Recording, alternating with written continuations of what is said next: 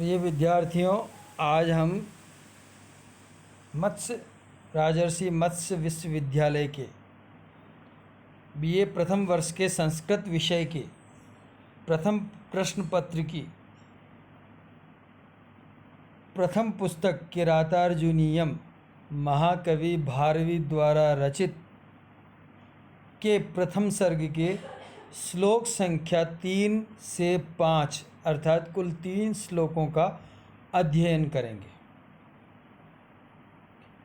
इसमें पहला श्लोक है, तीसरे नंबर का श्लोक है, द्विषाम विगाताय विधातुमिच्छतो रहस्यनुज्ञामधिगम्य भूभृतः ससौष्ठवौदार्य विशेषशालिनीं विनिश्चितार्थामिति वाचमाददे। इसमें विद्यार्थियों को पहले निर्देश दिया जा रहा है, संकेत दे रहे हैं कि श्लोक में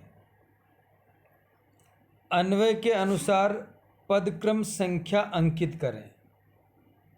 मूल श्लोक में ही अन्वय के अनुसार पदों के क्रम की संख्या अंकित करें तथा प्रत्येक पद का अर्थ ज्ञात करें।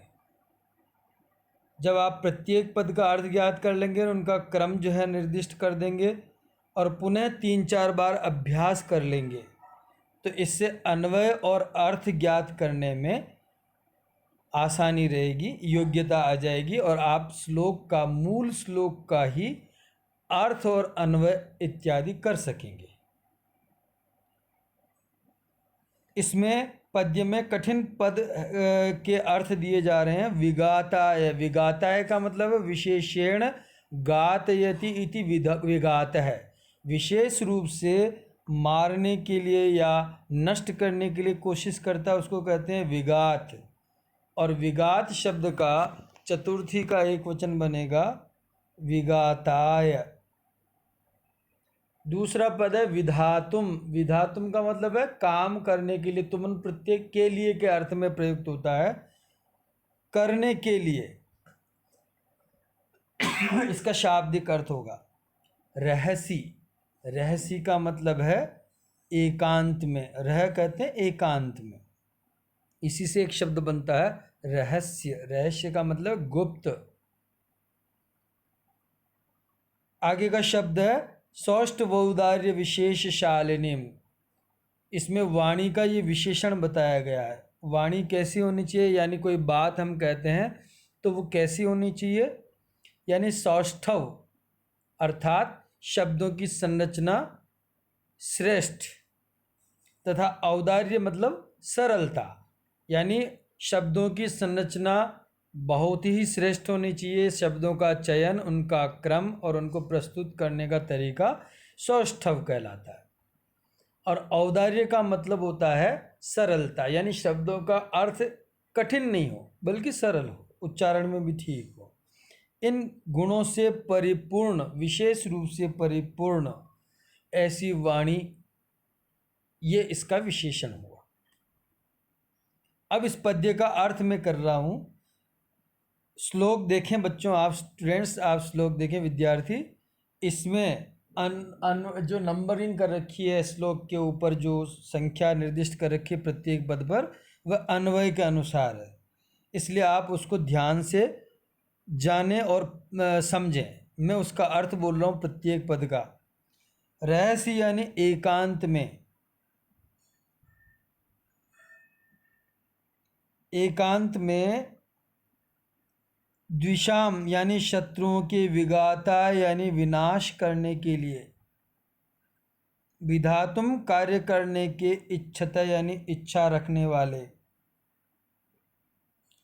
भूभृत राजा युधिष्ठिर की, अनुज्ञाम आज्ञा को, अधिगम्य प्राप्त करके, यानी उन्होंने आज्ञा दी कि अब तुम अपनी बात कह सकते हो, स उस वनेचर गुप्तचर ने, जो कि युधिष्ठिर का गुप्तचर था, वह वनेचर था, उसने सौष्ठवौदार्य विशेषशालिनीम, सौष्ठव यानी वाक्य योजना एवं सरलता आदि गुणों से विशेष रूप से युक्त, विनिश्चितार्थाम विनिश्चित यानी विशेष निश्चित अर्थ वाली, इतिवाचम इस प्रकार की वाणी जिसमें निश्चित अर्थ था, जो सरलता से युक्त थी और जिसमें वाक्य संरचना श्रेष्ठ थी, इस प्रकार की वाणी में आददे यानी कहने लगा।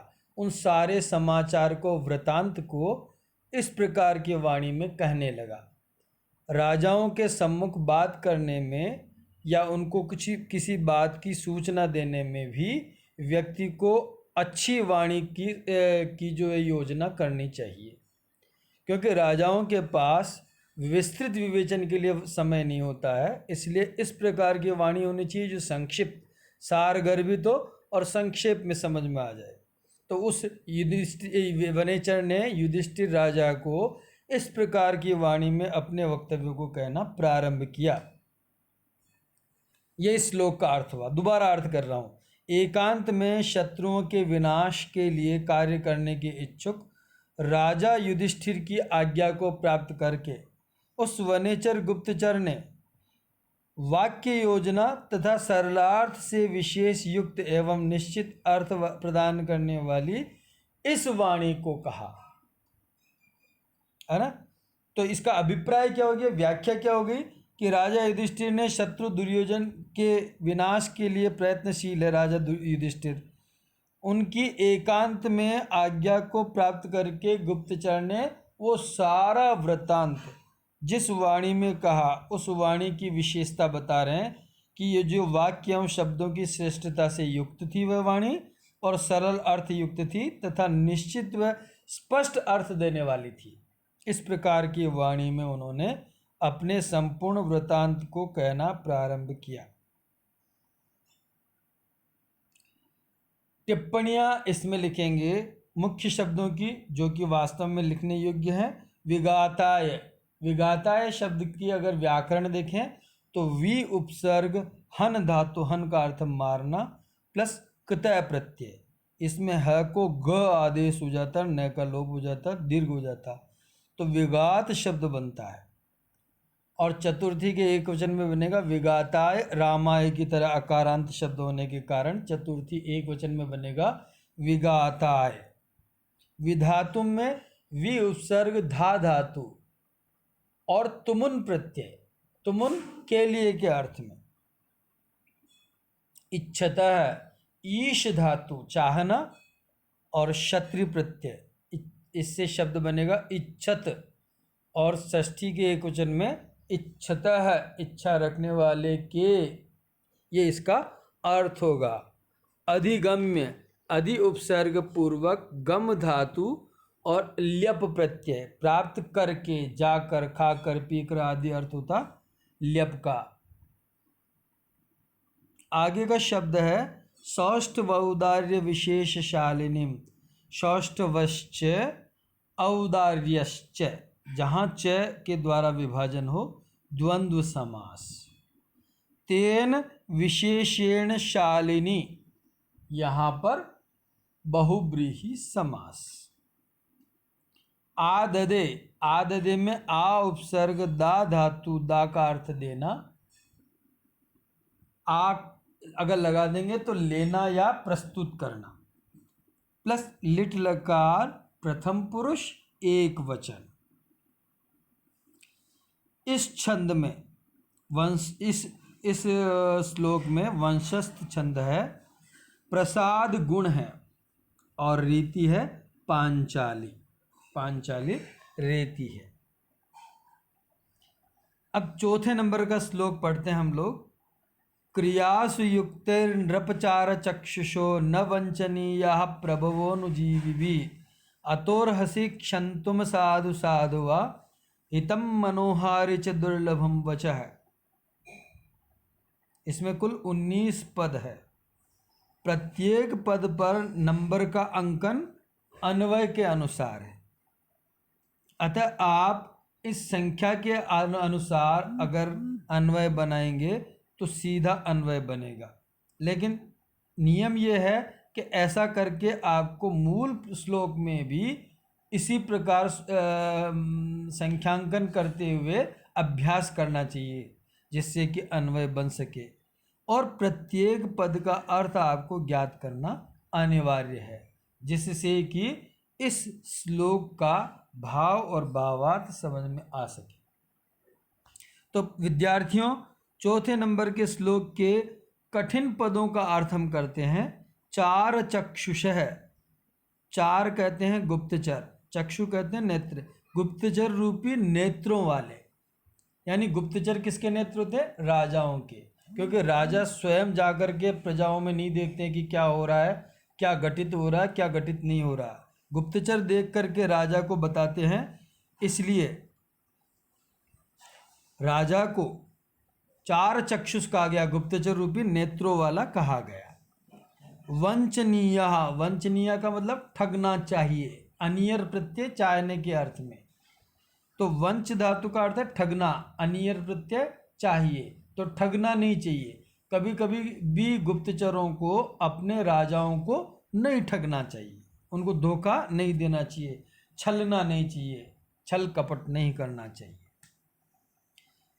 तो इस श्लोक का आप अर्थ करते हैं, अन्वय आप देखते रहें और मैं अर्थ आपको बतला रहा हूं कि हे नृप, हे राजन, क्रियासु युक्त ही गुप्तचर कह रहा है युधिष्ठिर को, हे राजन, कार्यों में नियुक्त किए गए अनुजीवी भी सेवकों के द्वारा चार चक्षुषः प्रभव गुप्तचर रूपी नेत्रों वाले राजागण न वंचनीय, नहीं ठगे जाने चाहिए। कर्मवाच्य का प्रयोग, नहीं, राजा नहीं ठगे जाने चाहिए, यानी राजाओं को नहीं ठगना चाहिए। ये कर्तृवाच्य में राजागण नहीं ठगे जाने चाहिए। अतः असाधु साधुआ, अतः इसीलिए आपको प्रिय लगे अथवा अप्रिय लगे, जो मैं बात बता रहा हूं वह आपको प्रिय लगे अथवा अप्रिय लगे, क्षंतुम अर्हसि, आप मुझे क्षमा करने योग्य है। यानी उस बात के लिए मुझे आप क्षमा कर देना कि कोई भी बात मैं शत्रु राजाओं की बता रहा हूँ वह आपको बुरी भी लग सकती है, अप्रिय भी लग सकती है, आप उसके लिए मुझे क्षमा करने योग्य है, आप मुझे क्षमा कर दीजिए। क्यों कर दीजिए? क्या कारण है? कि हितम मनोहारि च दुर्लभम वचः, हितकारी और मन को अच्छे लगने वाले वचन संसार में दुर्लभ होते हैं। संसार में वो बातें दुर्लभ होती है जो मन को अच्छी भी लगे और मनुष्य का हित भी करे। यानी दोनों ही गुण एक ही बात में नहीं हो सकते। या तो बात अच्छी लगेगी लेकिन वह हितकारी नहीं होगी, और यदि वह हितकारी होगी तो वह अच्छी नहीं लगेगी, प्रिय नहीं होगी। उदाहरण के तौर पर विद्यार्थियों को बार बार कहा जाता है कठिन परिश्रम करो, मेहनत करो, यह बात उनको अच्छी नहीं लगती, लेकिन यह उनके लिए हितकारी है। लेकिन अगर उनको ये कह दे कि कुछ मत करो, मौज करो, पढ़ाई मत करो, अध्ययन मत करो, तो ये बात उनको अच्छी तो लगेगी लेकिन वह उनके लिए हितकारी नहीं है। इस प्रकार संसार में हितकारी और मन को अच्छे लगने वाले वचन दुर्लभ होते हैं। दोबारा अर्थ है, हे राजन, कार्यों में नियुक्त किए गए गुप्तचरों द्वारा, सेवकों द्वारा, गुप्तचर रूपी नेत्रों वाले राजाओं को नहीं ठगा जाना चाहिए। राजाओं को नहीं ठगना चाहिए, धोखा नहीं देना चाहिए, छल नहीं देना चाहिए। इसलिए साधु असाधुआ, आपको प्रिय लगे अथवा अप्रिय बात लगे मेरी, क्षंतुम अर्हसि, आप मुझे क्षमा करने योग्य हैं, क्योंकि हितकारी यानी हित करने वाले और मनोहारी यानी मन को अनुकूल लगने वाले वचन है यानी वचन संसार में दुर्लभ है यानी दुर्लभ होते हैं। तो अभिप्राय है कि गुप्तचर वनेचर का कथन है कि संसार में वे वचन दुर्लभ होते हैं जो प्रिय भी हो तथा हित करने वाले भी हो। अतः शत्रु दुर्योधन की वे समस्त बातें जो मैं आपको बता रहा हूँ, आपको प्रिय लगे अथवा अप्रिय लगे, उसके लिए आप मुझे क्षमा कर दीजिए, क्योंकि राज्य कर्मचारियों अथवा गुप्तचरों को विभिन्न कार्यों में नियुक्त किया जाता है और गुप्तचर राजा के नेत्र होते हैं। अतः गुप्तचरों को गलत सूचना आदि देकर अपने स्वामी को नहीं छलना चाहिए। क्योंकि स्वामी उन पर निर्भर रहते हैं। टिप्पणियां, इसमें व्याकरणात्मक टिप्पणी हम देखते हैं। चार चक्षुष, चारा एव चक्षुंसी येषां ते, गुप्तचर ही जिनके नेत्र हैं ऐसे वे। तो ऐसे वे अगर जहाँ पर होता है वहाँ पर बहुब्रीहि समास होता है। ये बहुब्रीहि समास का उदाहरण है। वंचनीय, वंच और अनीयर प्रत्यय, प्रथमा विभक्ति बहुवचन, तो प्रथमा विभक्ति का बहुवचन है वंचनीयाः। और आगे शब्द दिया क्षंतुम, क्षम धातु तुमुन प्रत्यय। हितम में धा धातु कृतय प्रत्यय, धा के स्थान पर धातेर ही सूत्र से ही आदेश हो जाता है। तो हितम शब्द का अर्थ है हितकारी, मन को अच्छा लगने वाले। विशेष रूप से इसमें कथन क्या है कि पद्य का चौथा पद सूक्ति है, चौथा पाद यानी चौथा जो चरण है पद्य का वह सूक्ति, सूक्ति मतलब सुंदर वचन है। यानी सुंदर वचन क्या है कि संसार में ऐसे वचन दुर्लभ होते हैं जो कि मन को अच्छे भी लगें और हितकारी भी हो। तो ये एक सूक्ति है जो सभी जगह एप्लीकेबल, लागू होती है, सभी जगह घटित होती है। यानी हम उसको अपने दैनिक व्यवहार में भी देख सकते हैं कि हम प्रतिदिन देखते हैं कि जो हमें कोई अच्छी बात कहता है, मन को अच्छी लगने वाली बात, वह हमारे लिए उतनी अच्छी नहीं होती, लेकिन जो कड़वी बात कहता है वो हमारे लिए हितकारी होती है। इसलिए कड़वी बात करने वाले यानी कठोर बात करने वाले की बात को ध्यान से सुनना चाहिए और उस पर यथासंभव अमल करना चाहिए। इसमें अलंकार अर्थांतरन्यास, क्योंकि यहाँ सामान्य का कथन का विशेष कथन से समर्थन किया गया है, इसलिए सामान्यम व विशेषो व ऐसा कह करके अर्थांतरन्यास अलंकार है। छंद वही वंशस्थ है, गुण प्रसाद रीति पांचाली है। अब हम 5वें नंबर का श्लोक पढ़ेंगे, ध्यान से सुनिए। स किम सखा साधुन शास्ति यो अधिपम, हितान्न यह संसृणुते स किम प्रभु, सदानुकूलेषु हि कुर्वते रतिम, नृपेष्वमात्येषु च सर्वसंपदः। दोबारा, स किम सखा साधुन शास्ति यो अधिपम, हितान्न यह संसृणुते स किम प्रभु, सदानुकूलेषु हि कुर्वते रतिम, नृपेष्वमात्येषु च सर्वसंपदः। अब इस पद्य में मैंने नया प्रयोग किया है, विद्यार्थी ध्यान से देखें। इसमें पदच्छेद किया, पदच्छेद का मतलब है पद विभाजन। श्लोक में पदों का अलग अलग विभाजन किया, उसके बाद उस पर जो है संख्यांकन किया कि सह किम सखा साधु न शास्ति यह अधिपम, हितात न यह संसृणुते सह किम प्रभु, सदा अनुकूलेषु हि कुर्वते रतिम, नृपेषु अमात्येषु च सर्वसंपदः। इसमें संख्यांकन किया है अन्वय के अनुसार। छात्र इसका अभ्यास कर सकते हैं और प्रत्येक पद का अर्थ ज्ञात करके अन्वय कर सकते हैं, तो अन्वय और अर्थ प्राप्ति में बाधा नहीं आएगी। अब कठिन पदों का अर्थ हम ज्ञात करते हैं कि इसमें कठिन पद कौन है? किम सखा यानी बुरा मित्र, अधिपम यानी राजा को। अब इसकी अर्थ या व्याख्या करते हैं संख्यांकन के आधार पर। आप ध्यान से देखें, श्लोक के पदच्छेदों में जो संख्यांकन किया गया है उसके आधार पर अर्थ और व्याख्या की जा रही है कि यह यानी जो मंत्री या राज्य कर्मचारी, अधिपम यानी अपने राजा को, साधु न शास्ति सम्यक या उचित या हितकारी सलाह नहीं देता है, परामर्श नहीं देता है, स किम सखा वह बुरा मंत्री है, बुरा मित्र है, वह अच्छा मित्र नहीं है या अच्छा मंत्री नहीं है। तथा यह न हितात न संसृणुते, तथा जो हितकारी मंत्री अथवा मित्र की बात को नहीं सुनता है, सह किम प्रभु वह बुरा स्वामी है, वह अच्छा राजा नहीं है, वह उचित राजा नहीं है। क्यों नहीं है? ही यानी क्योंकि, सदा यानी हमेशा ही, नृपेषु अमात्येषु च, राजाओं और मंत्रियों के अनुकूलेषु, परस्पर अनुकूल होने पर, अनुकूल होने का मतलब है एक तो उचित या हितकारी परामर्श दे और दूसरा उस परामर्श को माने, यह अनुकूलता। यदि राजाओं और मंत्रियों में सदा ही अनुकूलता रहेगी तो सर्व संपदः रतिम कुर्वते, तो समस्त प्रकार की संपत्तियां उस राज्य में निवास करेगी, उस राज्य में समस्त प्रकार की संपत्तियां निवास करेगी।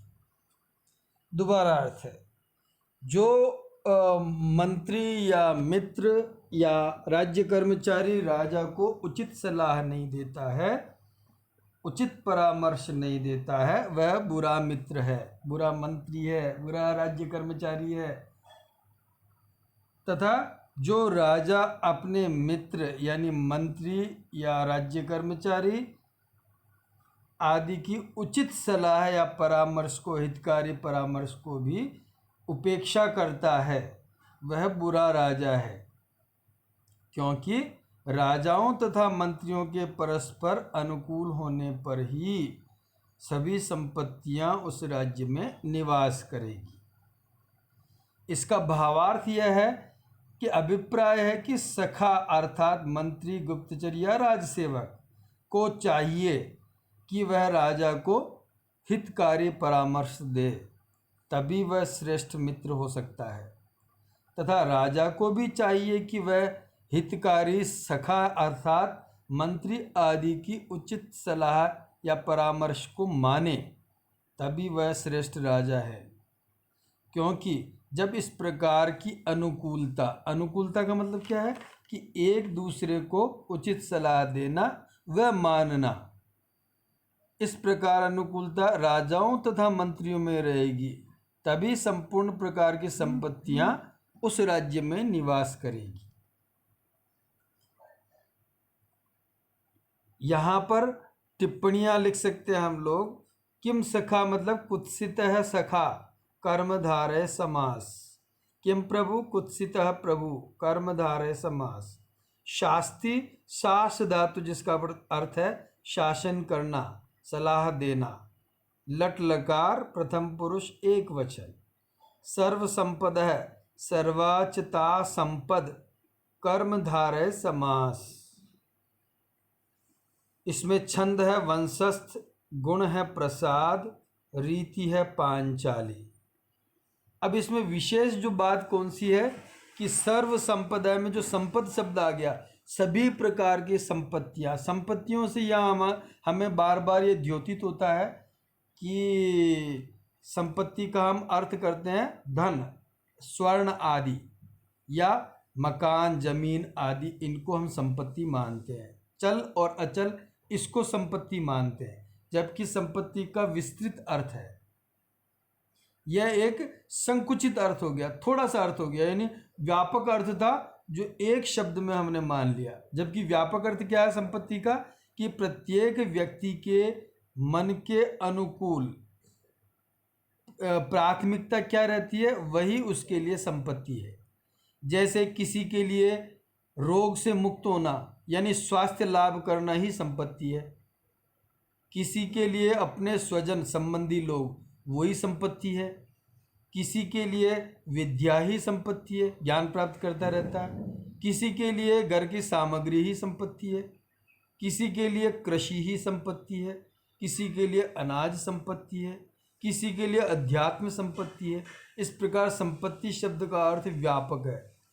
तो प्रत्येक वह पदार्थ या भाव जो कि मानव कल्याण में योगदान देता है वह संपत्ति कहलाता है। और वो सारी प्रकार की संपत्तियां उस राज्य में निवास करती है जिस राज्य में मंत्री और राजा परस्पर अनुकूल रहे। यानी मंत्री तो सही सलाह दे, उचित सलाह दे, लोक हितकारी सलाह दे, और राजा उस उचित सलाह को या परामर्श को स्वीकार करे, तभी सारी संपत्तियां यानी चहुमुखी विकास उस राज्य का संभव है। अब छात्रों के लिए गृह कार्य में दे रहा हूं। आशा है कि मेरा ये जो व्याख्यान है वो सभी छात्रों को समझ में आया होगा, और इसमें से कुछ भी प्रश्नव्य है वो पूछ सकते हैं मुझसे। अब छात्रों के लिए गृह कार्य, पहले तो मेरे व्याख्यान को ध्यान से सुने और फिर ये गृह कार्य अवश्य करें, ताकि रेखांकन हो जाए कि हमने जो अध्ययन किया है वह हमें याद भी है। पहला प्रश्न है, निम्न कठिन पदों के अर्थ लिखिए।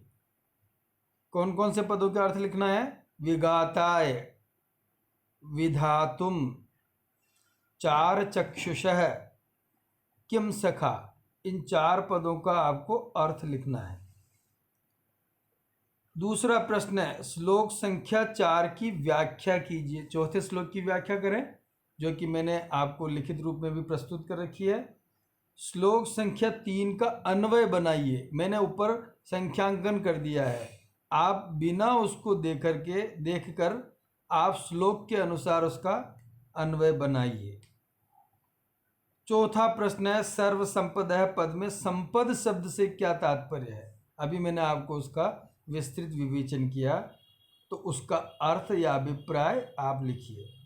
और 5वां प्रश्न है, किम सकार किम प्रभु पदों का अर्थ समझाइए। बुरा मित्र और बुरा राजा क्यों बुरे होते हैं, इस बात को आपको समझाना है। तो ये गृह कार्य आप आज ही करें, और इसको अगर समझ में नहीं आया हो तो मुझसे परामर्श कर सकते हैं। तो छात्रों के लिए गृह कार्य है, यह व्याख्यान 3 से 5 श्लोक किरातार्जुनीय का BA प्रथम वर्ष के विद्यार्थियों के लिए है। आशा है उनको समझ में आया होगा। धन्यवाद।